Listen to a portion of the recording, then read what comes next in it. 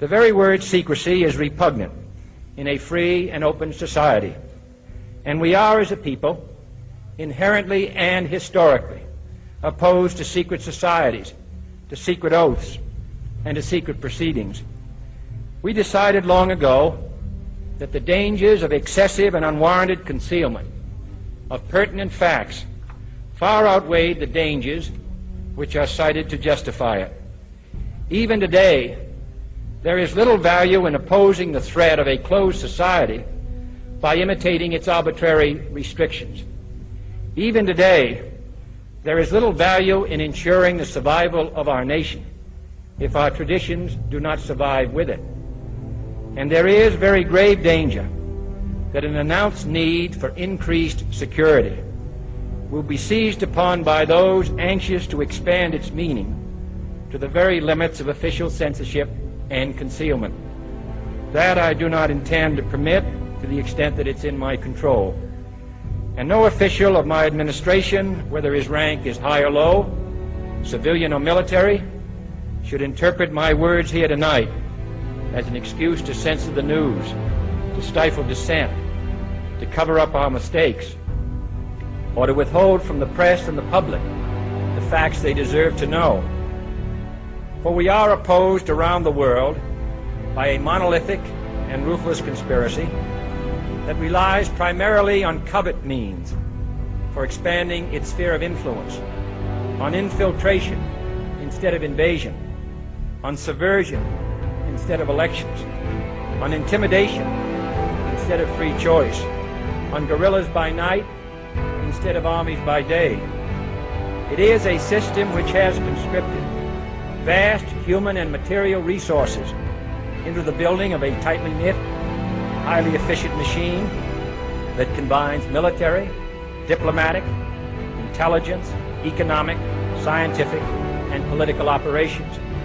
Its preparations are concealed, not published. Its mistakes are buried, not headlined. Its dissenters are silenced, not praised. No expenditure is questioned, no rumor is printed, no secret is revealed. No president should fear public scrutiny of his program, for from that scrutiny comes understanding, and from that understanding comes support or opposition, and both are necessary. I am not asking your newspapers to support an administration, but I am asking your help in the tremendous task of informing and alerting the American people. For I have complete confidence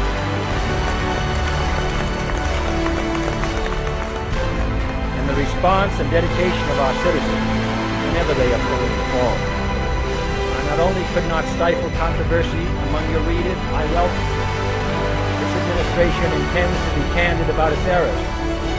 For as a wise man once said, an error doesn't become a mistake until you refuse to correct it.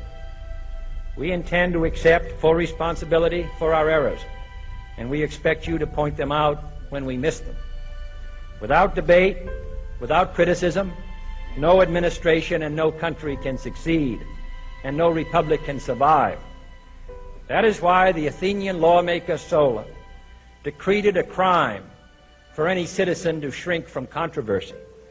And that is why our press was protected by the First Amendment, the only business in America specifically protected by the Constitution, not primarily to amuse and entertain, not to emphasize the trivial and the sentimental, not to simply give the public what it wants, but to inform, to arouse, to reflect, to state our dangers and our opportunities, to indicate our crises and our choices, to lead, mold, educate, and sometimes even anger public opinion. This means greater coverage and analysis of international news, for it is no longer far away and foreign, but close at hand and local. It means greater attention to improved understanding of the news, as well as improved transmission.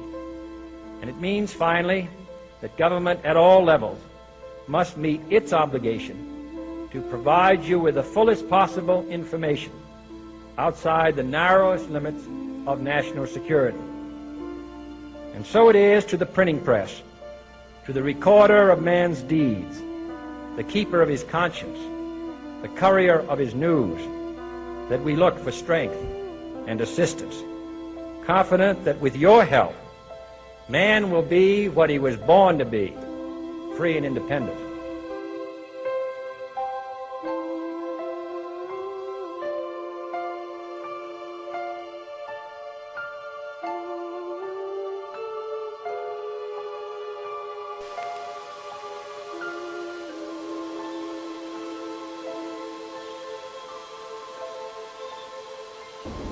Let me tell you why you're here. You're here because you know something. What you know you can't explain, but you feel it. You felt it your entire life, that there's something wrong with the world. You don't know what it is, but it's there, like a splinter in your mind, driving you mad. It is this feeling that has brought you to me. Do you know what I'm talking about? Matrix. Do you want to know what it is? The Matrix is everywhere. It is all around us. Even now, in this very room. You can see it when you look out your window or when you turn on your television. You can feel it when you go to work, when you go to church, when you pay your taxes. It is the world that has been pulled over your eyes to blind you from the truth. What truth? That you are a slave, Neo. Like everyone else, you were born into bondage, born into a prison that you cannot smell or taste or touch. A prison for your mind.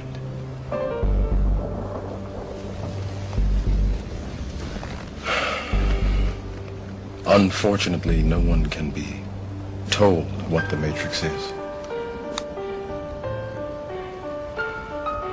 You have to see it for yourself.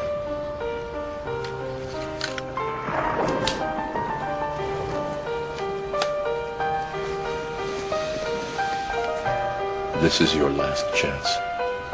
After this, there is no turning back. You take the blue pill. The story ends. You wake up in your bed and believe whatever you want to believe. You take the red pill. You stay in Wonderland. And I show you how deep the rabbit hole goes.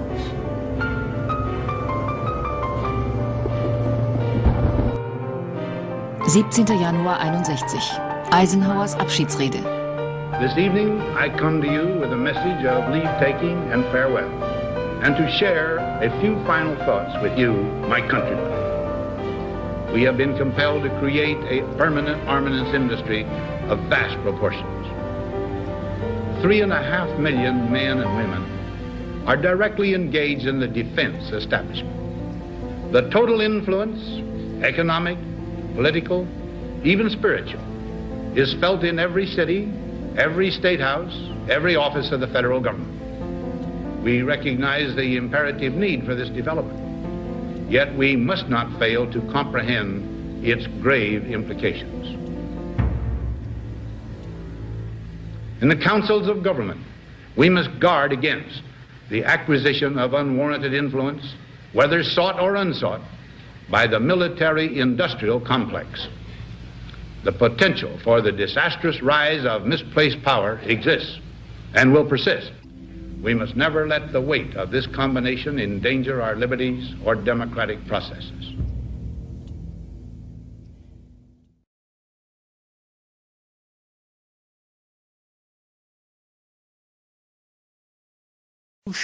Our society is run by insane people for insane objectives.